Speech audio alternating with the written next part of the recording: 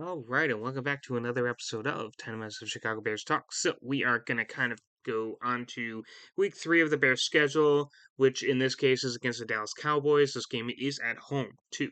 So, when we look at the Dallas Cowboys depth chart, this offense is kind of hit or miss. Obviously, they have two very good wide receivers in CeeDee Lamb, George Pickens, and then they have Jalen Tolbert, and then you even got Devontae Turpin, who could be a deep threat. At running back, you got Javonte Williams and Miles Sanders, two guys that kind of had good seasons on other teams, but seem to kind of have fallen off. Dak Prescott, obviously, is a quarterback, and I think that when we talk about a guy that really, I think that you can rattle, I think Dak Prescott, you can absolutely rattle. So I think it'll be very, very difficult because of the wide receivers that this team has.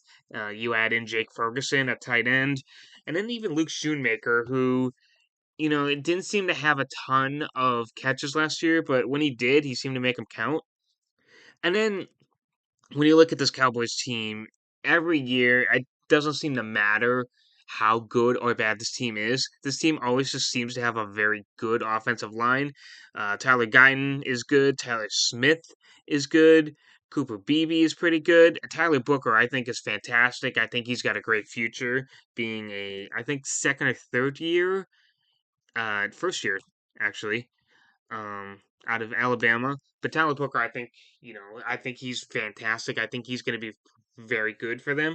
And then you got Terrence Steele. I think that this is, dare I say, weaker of an offensive line group than this team has typically had. But I think realistically, you got some great players on this team. I'm honestly a big fan of Tyler Smith. I think that he's very good. And then Tyler Guyton, I honestly think that as a second year, he's doing pretty well. So I think that this offensive line is going to be good. I think that being that you got a couple younger guys on that line, I think that especially interiorly, I think that you can really get after those young guys and Tyler Smith and Tyler Booker. Actually, Tyler Smith is not that young. He's in like his third or fourth year. But Tyler Guyton, I think off the edge, whether that be Sweater or the Yingbo, I think that they could definitely expose him. And then, of course, we got our big guys in the middle in Dexter and I can't remember his name now. Um, the guy that we got from the Falcons. For some reason, I cannot remember his name. But anyways, both of them are definitely going to be Grady Jarrett. There we go. Grady Jarrett and Jervon Dexter. Both of them are going to be able to really push this interior line, and then I think that you can really get after Terrence Steele as well. Being that he's a 6 year guy, but I think that you can really get after him, especially if you're having Sweat on that side or the Yingbo. I think that realistically the guy's gonna can go after Terrence Steele. So I think that this is going to be a very exciting game in terms of what you can do. I think that this is not a bad team by any means of the imagination on offense, but I think that realistically, if you can cover up these guys, I don't think that the run game is going to be super dangerous for this Dallas Cowboys team. But of course, the Bears last year, I didn't think that they were that good at stopping the run. But I think that, realistically, if you just kind of don't let these guys get past you, you're going to be able to win this game just solely on this offense. But then, of course, you have the other, you have their defense. And on defense, I think that, this is a very good defense based on a lot of the guys that they have. Dante Fowler at lefty end, Mozzie Smith, lefty tackle. I don't know how to say his name. Osa, the right defensive tackle. Right edge, obviously, you got Micah Parsons. The wide linebacker or weak linebacker is Kenneth Murray. Middle linebacker is Jack Sanborn. So I remember them signing Jack Sanborn. I didn't realize he'd be a starter. And then their strong linebacker is DeMarvion Overshown, who honestly I don't know a ton about, if I'm fully honest. But he seemed to have a pretty good year last year. And then, of course, the secondary, mm, left corners, Darren Bland. You even got Siobhan Rebel Jr. as your backup, so that's pretty good. Donovan Wilson, strong safety. Malik Hooker is your free safety, and then your right corner is Trevon Diggs. And then the nickel back is Israel Makambu.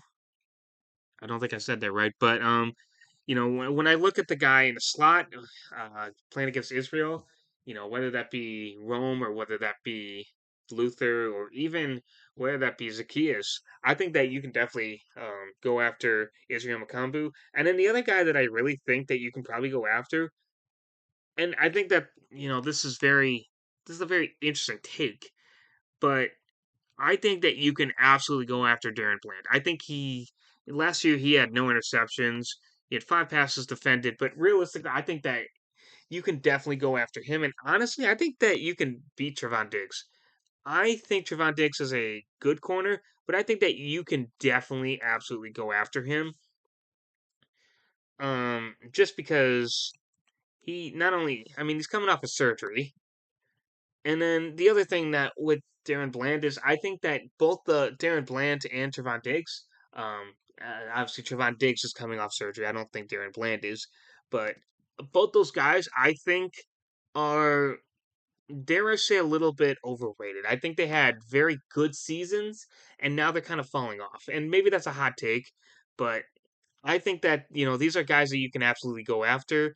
In terms of their linebackers, I like Kenneth Murray. Obviously, I'm not going to show Jack Sanborn any hate.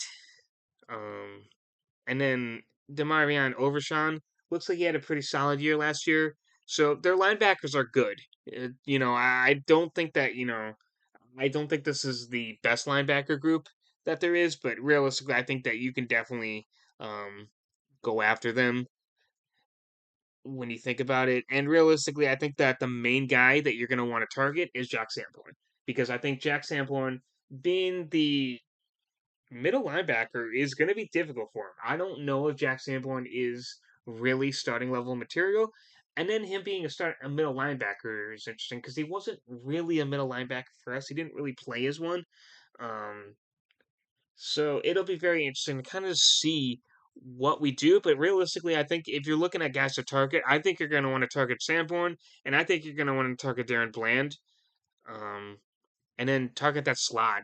I think that we're definitely going to possibly see uh, the playbook really being opened up against this Cowboys team because honestly, on this defense, the only guy that I think you obviously have to be worrying about is Micah Parsons.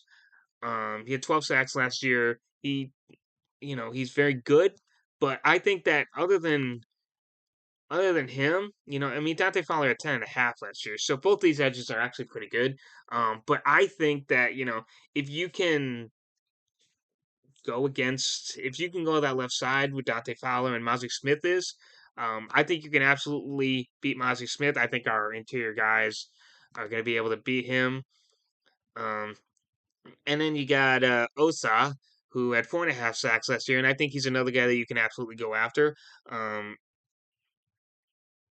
And, I think that Drew Dahlman is going to be crucial for this game to create a hole and help us kind of ensure that, we can get through that middle. I think this is going to be a strong run game. And dare I say, and I know that this is very early to be saying this, but dare I say that Roshan Johnson is going to have a huge game against this Cowboys team. I'm thinking, and I know this isn't huge by most standards, but I'm thinking 80 yards, 2 touchdowns for Roshan Johnson in this game. Why? I have no idea. I just think that you're going to go away from DeAndre Swift a little bit in this game.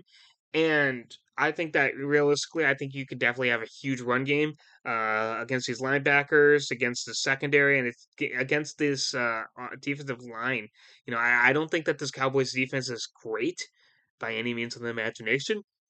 And then when you look at this offense, I think this is a heavy pass team because even Javante Williams, I could be wrong, but I believe Javante Williams is a receiving back. Last year he had 513 yards on the ground and 346 yards catching. So Javante Williams is a receiving back.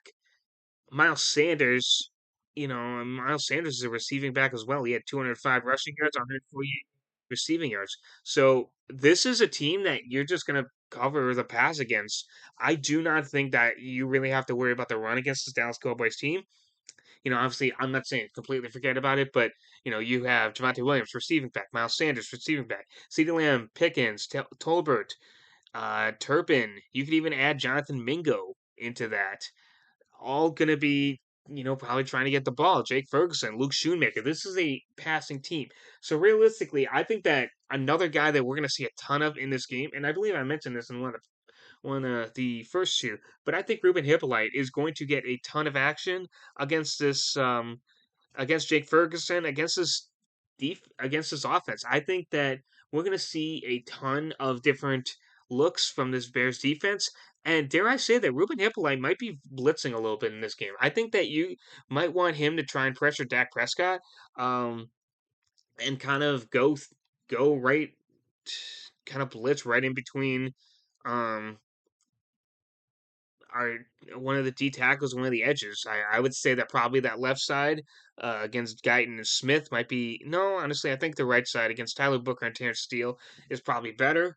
Um, and I think that the Bears at this point are definitely just going to really. I think that this might be a heavy blitz game for the Bears because I think that you're going to want to rattle Dak Prescott.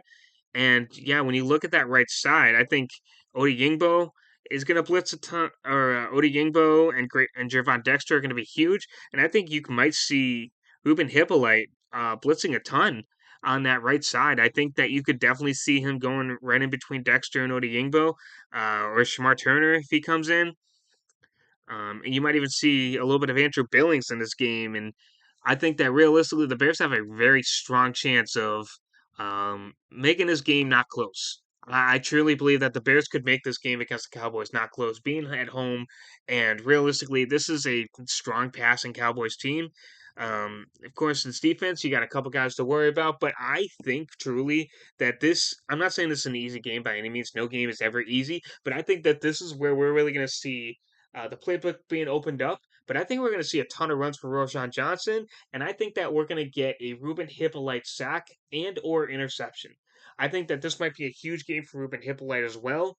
Um, and then I think that we might see another interception in this game. I think Dak throws two interceptions in this game. I think this defense under Dennis Allen is fantastic. I think that sky's almost the limit for this team in this game. I don't make score predictions this early, obviously, because obviously it's going to change by the start of training camp, much less the end of training camp. But realistically, I think that this is a strong game. This is a strong third game. This is exactly, I think, the game that you want to open up that playbook against. So, with that being said, I think realistically the Bears are in a good line to have a strong start to the season, especially against this Cowboys team. And for some reason, I just want to look at what tickets are selling for this game against the Cowboys because I feel like they're extremely expensive. 260. Yeah, so I think that's including fees. Um, yeah, so that's including fees. So $260 to see that game. If you're very excited and you want to spend a quarter of $1,000 on one ticket, there you go. But realistically, I think that this is going to be an extremely exciting game, and one that I'm not saying my prediction, but I think the Bears have a very strong chance to come out with a win in this game and head into Vegas on a high. So, with that being said, that's going to wrap it up for this episode, and tune in for the next one where we will talk about the Raiders in Week 4 before the Bears have their bye week in Week 5. So that'll be the end of this episode.